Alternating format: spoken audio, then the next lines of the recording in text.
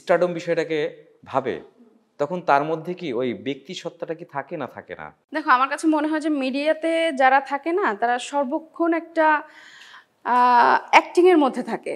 এবং মিডিয়াতে আমি একটা জিনিস পেয়েছি, কারোর মানে সত্যিকার অরিজিনাল ভালোবাসা পাইনি, রিয়েল বন্ধুত্ব কারোর সাথে পাইনি। এখানে সব হচ্ছে ফেক।